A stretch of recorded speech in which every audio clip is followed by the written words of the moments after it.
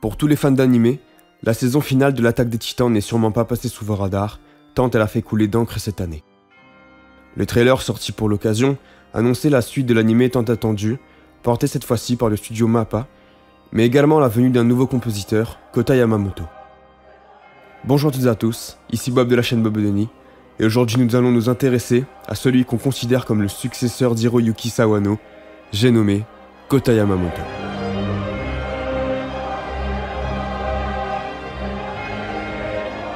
Né en 1987 dans l'arrondissement de Setagaya à Tokyo, Kota Yamamoto est un compositeur, arrangeur et musicien affilié au label japonais Legendor, connu notamment pour des artistes comme Hiroyuki Sawano, Yuki Hayashi, Yutaka Yamada, etc. À l'adolescence, il commence à jouer de la flûte et de la guitare et débute la MAO en 2006. Après avoir obtenu son diplôme universitaire, il trouve un emploi dans une entreprise qu'il quittera quelques temps plus tard pour poursuivre son rêve dans la musique.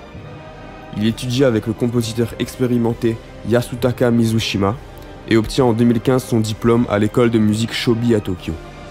À partir de là, Yamamoto commence à travailler en tant que compositeur-arrangeur pour des artistes, mais également pour des animés, des séries télévisées et des publicités. C'est dans cette période qu'il fait la rencontre du très célèbre Hiroyuki Sawano, mais nous reviendrons sur leur connexion plus tard. Parmi ses récents travaux, on peut par exemple citer sa participation sur les OST de Dive, Darling in the Franxx ou encore de Seven Deadly Sins.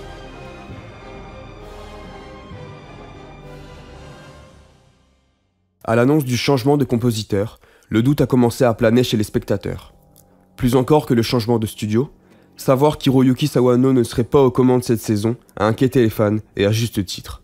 En effet, c'est ce compositeur de génie qui a élevé l'anime au plus haut niveau, lui qui est à l'origine de toutes les musiques iconiques des précédentes saisons.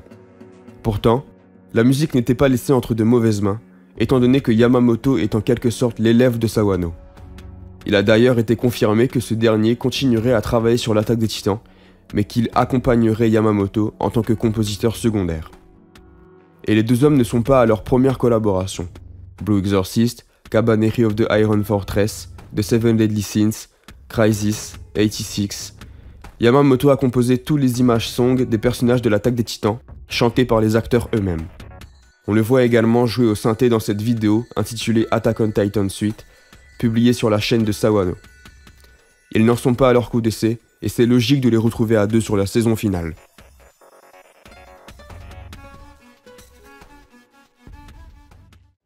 Quelques mois déjà après la fin de la partie 1, on peut affirmer que Yamamoto a fait le taf.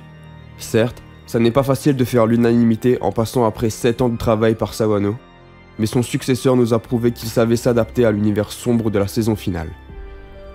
Sa musique nous aura fait passer par toutes sortes d'émotions et aura réussi à correspondre à merveille avec leurs personnages. La noblesse des Tybur, la nostalgie de Reiner,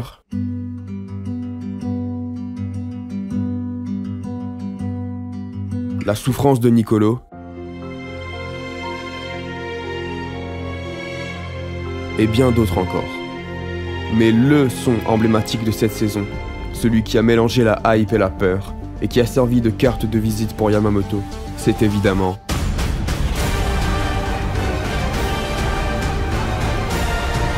cette composition est probablement celle qui représente le mieux le ton de cette saison finale, sombre, brutal, sanglant. Une pièce qui sonne comme un air de fin du monde, sans qu'il n'y ait de place pour le moindre espoir. Et c'est logiquement le premier single de la saison 4 que Kota Yamamoto a publié, amassant plus de 6 millions de streams sur Spotify.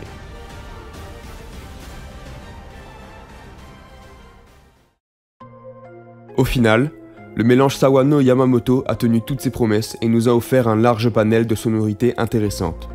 Entre nouveaux sons et remixes d'anciens thèmes, les deux compositeurs n'ont pas fini de nous faire vibrer, et tous les yeux sont rivés sur la partie 2 prévue pour début 2022.